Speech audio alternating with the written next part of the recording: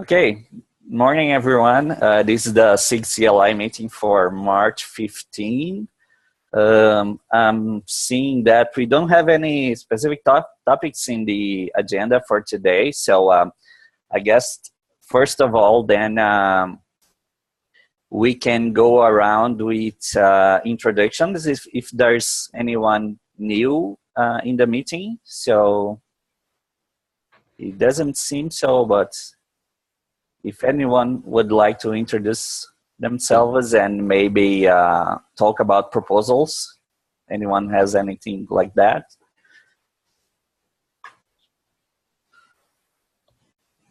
I think we both know each other very well. Yeah, I think I've been introduced for myself last month, I guess. Okay. But you wasn't there. Yeah. But other guys, we know each other. Yeah. Yeah. Okay. Nice to meet you. And yeah, I guess we already met on GitHub pull requests. But anyway, good to meet you, man. And anyway, I think I'm going to get started with statuses then. So after me, if anyone else would like to share statuses, specifically, I would like to do that because in the past few days, I've been working with the service catalog stuff. So specifically the support on kubectl for service catalog things. So for anyone that may not be aware, the service catalog efforts is a Kubernetes incubator project. So it's being led by Paul Murray. And basically the idea is to have an implementation on the Kube server for the service catalog open API proposals. And I specifically started working on kubectl commands for interacting with a service catalog. So the basic idea is that third-party providers or even other people in your company, etc., could provide services ready to be consumed by your applications. So, for example, I'm a developer. I'm writing an application to be deployed inside my company, and I need some, let's say, for example, a messaging service. And so I would be able to go to the service catalog inside of our company and check if there's any messaging service available for me to consume. And I could, for example, figure out that someone in my company provides a RabbitMQ service, for example, something that they manage, but they expose as a service in the service catalog for anyone else inside the company to be able to consume in their applications. So me as an app developer, I could check the service catalog, discover that we have a RabbitMQ service, and I could request a service instance of that RabbitMQ and bind that instance into my application. So basically what I've been doing, I'm working on a proposal, so no implementation yet, but a written proposal about the commands we will have under kubectl to interact with the service catalog. So for example, I could list all services available for me to consume. I could list the instances I specifically have already and to which of my Kubernetes deployed application each of my service instances are bound, for example. So I'm consuming a given RabbitMQ and it's bound to this specific application that I wrote. So we are likely going to have commands like kubectl service catalog list, install, things like that. So that's not how they're going to look like. I'm still working on the proposal for the commands. But anyway, I've been doing that in the past few days. And I will pretty soon open up a request asking everyone for feedback, especially about how the commands will look like. You know, command names, subcommands, and the flags they're going to have available. So there are a few personas in this service catalog effort. So there are the people that, you know, provide services, and for others to consume. So for these people, we most likely will not have, you know, end user commands. They will still rely on create, get, delete, and the commands we already have, you know, more like lower level commands. However, for end users, developers, actually, people that just want to consume a service from a service catalog, we will have those like top level commands like list what's available in the service catalog, bind these, request an instance, and bind, install these into my application. In some cases, you could even have different plans. So for example, for third-party providers, let's say that we have someone that provides MongoDB as a service, and they have different plans, you know, more or less storage and things that I can pay monthly, something like that. So for all of that, we are going to have like top level commands. So being able to list the services available, what the plans are available, and eventually request and enroll in a given plan that I will pay for monthly, something like that. Anyway, I will open a proposal pretty soon. There is the proposal work going on, and also some actual development work happening to make kubectl work with a service catalog API today, because service catalog API is basically another instance of Kubernetes with different API resources. So it has its own etcd, for example. It's basically a Kubernetes service, but instead of having pods, replication controllers, things like that, it has service instances, bindings, you know, brokers, and you know, other kinds of resources. So something else I'm working on is making sure that kubectl can play together with these other kinds of resources. So for example, kubectl get all is pretty broken today when you try to run against a service catalog API, because all tries to translate into pods or replication controllers and a given set of commands that we don't have in a service catalog API, right? So I'm writing to make sure that all can be understood by different API servers the right way, you know. So for example, in the service catalog API, all actually means binding services, instances, and things like that. And then in a kube service, all actually means pods, replication controllers, deployments, and I don't remember exactly the list of resources. So anyway, I've been working on that, and I'll open a pull request pretty soon. But that's it for me in the past few weeks. I really didn't join the last couple SIG CLI meetings because I was on paternity leave. But that's it for me in terms of status. Anyone else would like to share? Fabiano, I just get some questions. So, is service catalog will be the built-in command of kubectl, or just some kind of binary extension? So yeah, that's a very good question, because these set of commands for the service catalog is exactly the things that would really apply to binary extensions like kubectl plugins. I'm not sure if we will have, you know, a proposal around plugins done in time, you know, for having those written as plugins. It would fit probably perfectly, but if we don't have a proposal for plugins on time, this is probably going to just be regular, you know, kubectl commands in the actual regular binary, probably under a different section in help, but anyway, just regular kubectl commands. So I just get that.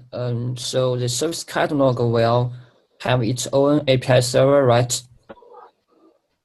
Yeah, that's right. At least for now, there is some work going on in terms of making them all third-party resources. But for now, at least, it's a completely different instance of Kubernetes with its own etcd. So you actually have to switch on kubectl on kubeconfig between one and the other API servers. Okay.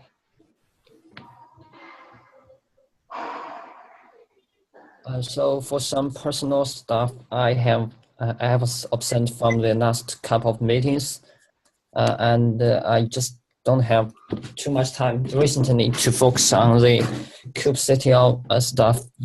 I think in the next a few weeks, I will get more time to focus on the command line. I hope so.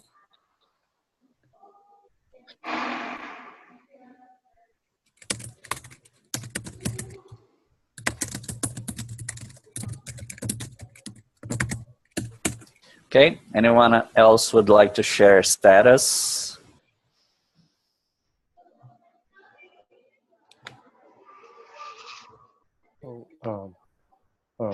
For the last few weeks, I'm working on some kubectl issues and help triage the issue for this release and looking into the kubectl related flags.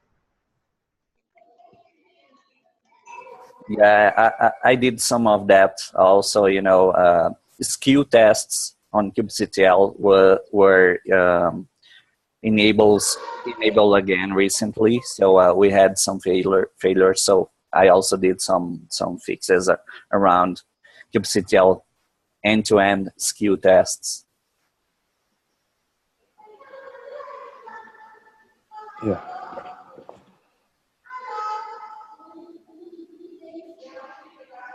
Okay. Anyone else on status?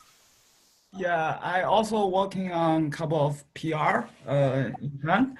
One is I made an umbrella issue to checking all the kube control command, which return 0 but on error. So the PR ID is 42999, and I just search all the kube control command to check all those command. Check error is fine. So you guys can take a look when you guys have time. Also, I've been working on apply sub command. So I have a apply edit last apply is ready for review for a couple months, but I think you guys are just too busy, don't have time to help me to review that. Especially Fabiano, I think you've been on a vacation. Yeah, exactly. Feel free to ping me again there. Yes, so if you guys have some time, you can help me to review. I'll be really appreciate. Thank you. Okay, what's again the pull request number you mentioned? 42999. Okay, cool. Yeah. The last comment, I made a kind of umbrella issue. I check all the subcommand, all the command.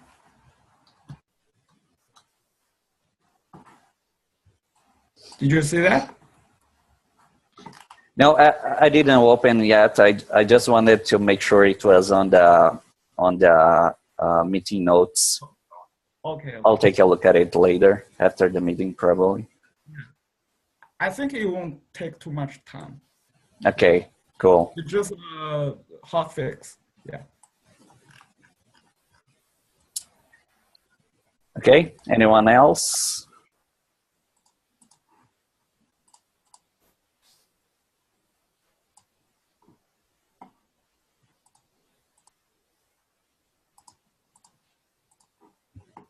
Okay, other than that, other than status updates, last time I checked our blockers yesterday, I think we still had 4 blockers. I think not actually blocker issues, but failing test cases.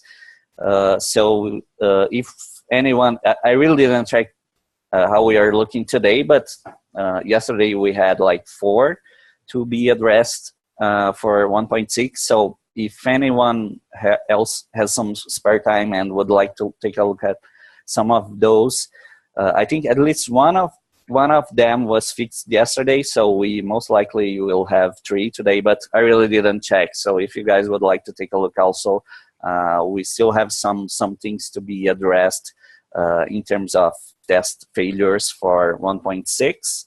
We are not looking that bad, but you know, we still have stuff. So it's important that we check it and fix the test failures for the release.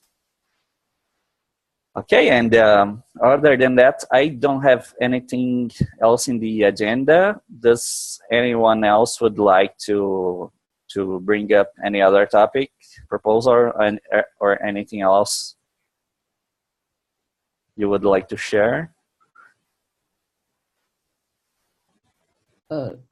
Fabiano, I think since we have come to the end of 1.6, so maybe we should propose the roadmap for the next milestone. What do you think? Yeah, I think that's a nice idea. I think Philip even has a document where he were tracking those, right? Yeah. So the achievements for, yeah, I think that's the one, Brian. Let me take a look.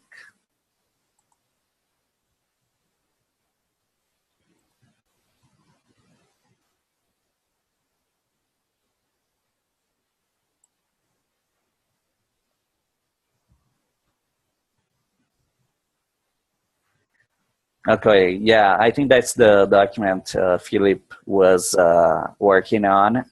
For 1.6, it looks like we are pretty good, except for some documentation work that we didn't finish really.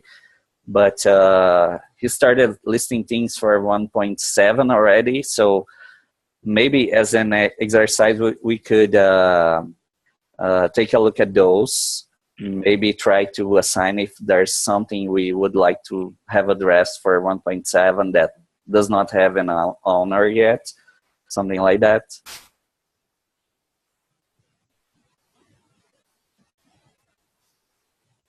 Yeah, I also have, I guess Phil's not here today, but maybe at a future meeting I have some general comments on the roadmap. Phil just shared this with me yesterday, so I just started looking at it. But there are definitely some things that would be useful to be aware of from the broader project. And one is we need apply in so many places in the system that I want to move it server side sometime this year. That will also, you know, that's aligned with the goal of simplifying Keep Control and other clients. As well as supporting extensibility, such as federated APIs and things like that. And we can try to add more and more information to the Open API spec, and we should, because it facilitates validation and other things. But you know, we really need a simpler client experience for specifying the desired state. Also, the I don't know if you saw in SIG apps, that I think is where the Open Compose effort was announced.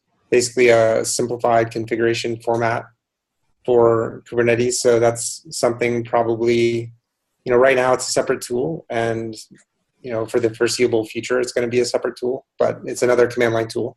So that'd be useful to keep an eye on. One thing people do want and have requested many times that's sort of aligned with apply is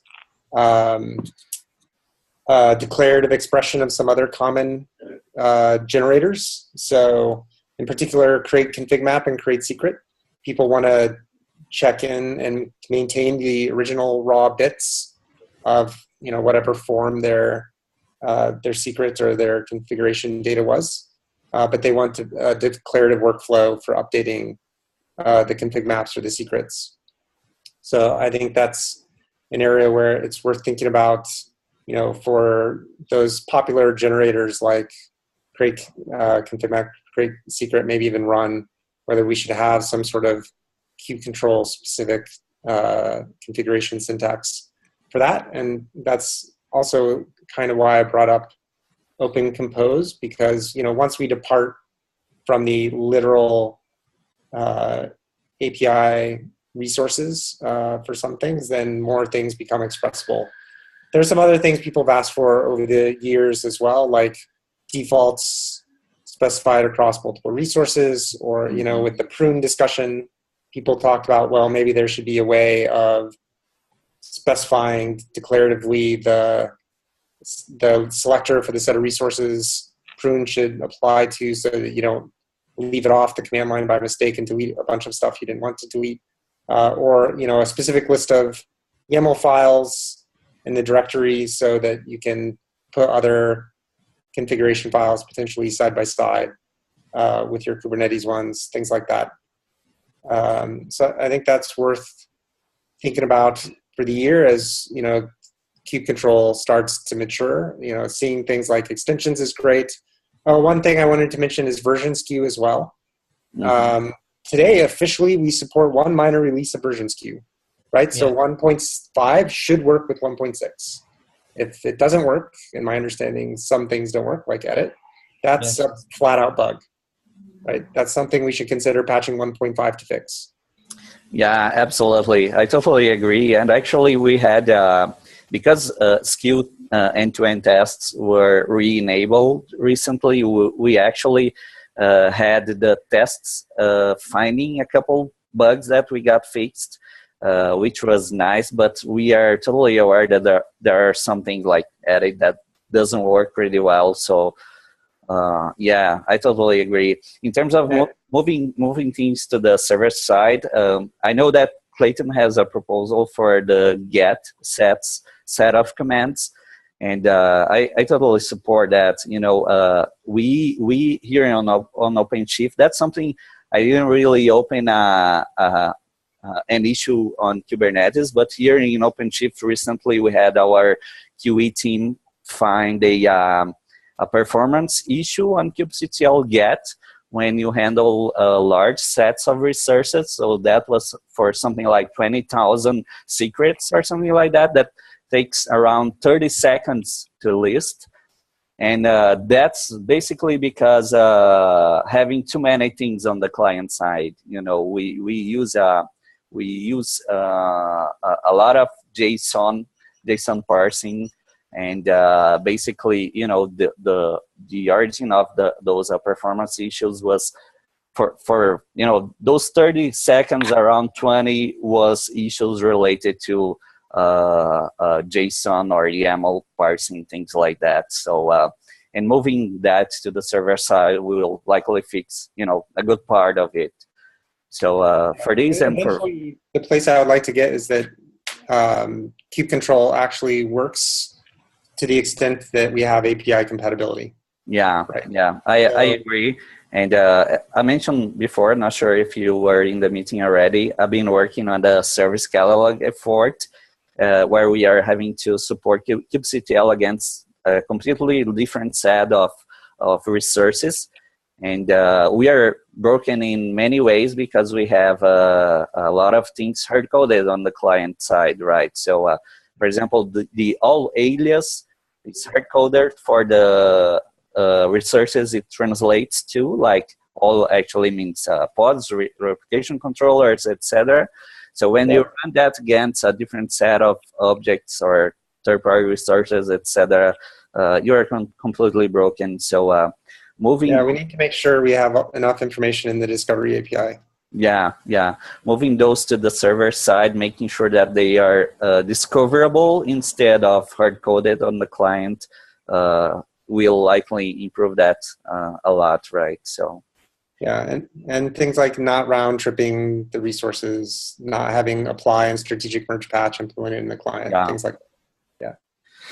Yeah, I think I'll make sure all those comments are included in this document Philip started to write for 1.7 and the other upcoming releases, and we can keep working on them, and maybe have a further, actually planning discussion the next SIG CLI meeting with Philip, so that we make sure we address all those things. And it's very important to us, and keep them coming, because we not always have some feedback from people in the trenches. So everything that everyone hears eventually is very important for us to make sure that they're included in our planning and actual goals for the next releases. Yeah. Okay. Yeah, and if if you need more people contributing, we can potentially plead for help on Kubernetes dev. That actually seemed to work for contributor experience.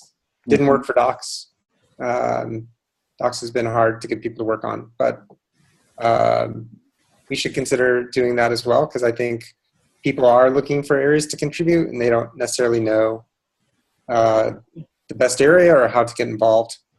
Yeah, absolutely. We even had, a few weeks ago, we worked on a written document for how to contribute to kubectl specifically, but all the things in SIG CLI. And because I was on paternity leave, I'm really not sure how well that was,